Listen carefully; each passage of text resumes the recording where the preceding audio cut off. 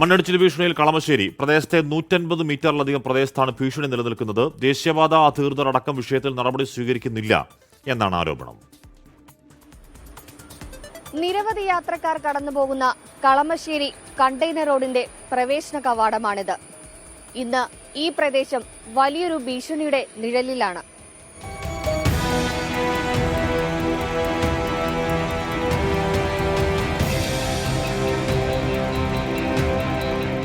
രണ്ടു വർഷങ്ങൾക്ക് മുന്നേ ഇവിടെയുണ്ടായ മണ്ണിടിച്ചിലിൽ പൊലിഞ്ഞത് ഒരു ജീവനാണ്.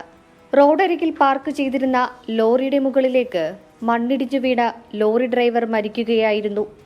അപകടമുണ്ടായി വർഷങ്ങൾ പിന്നിട്ടിട്ടും പ്രദേശത്തെ ഭീഷണിക്ക് പരിഹാരമായിട്ടില്ല.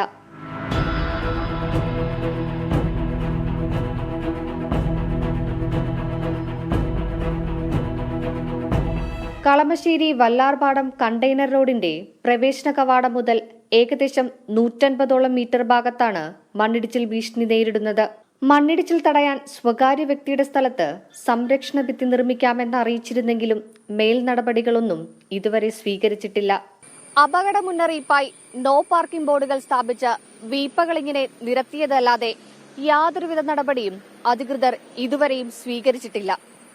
സമാന രീതിയിൽ തന്നെയാണ് സീപോർട്ട് എയർപോർട്ട് റോഡിലെ മണ്ണിടിച്ചിൽ ഭീഷണിയും നിലനിൽക്കുന്നത്.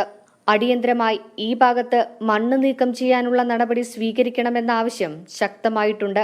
ടാങ്കർ ലോറികൾ ഉൾപ്പെടെ ജില്ലാ ആസ്ഥാനത്തേക്ക് ദിനംപ്രതി 100 കണക്കിന് വാഹനങ്ങൾ കടന്നുപോകുന്ന ഈ റോഡിലെ മണ്ണിടിച്ചിൽ ഭീഷണിക്ക് പരിഹാരമുണ്ടാകണമെന്നാണ് നാട്ടുകാരുടെയും യാത്രക്കാരുടെയും ആവശ്യം. മഴയൊന്ന് കനത്താൽ അപകടങ്ങളുണ്ടാകാനുള്ള സാധ്യതകൾ ഏറെയാണ്. എന്നിട്ടും അധികാരികൾ വെച്ചുപുലർത്തുന്ന നിസ്സംഗതാഭാവം ആർക്കുവേണ്ടിയാണ്? ക്യാമറമാൻ അനുവിനൊപ്പം സൂര്യശ്രീ, 24 കൊച്ചി.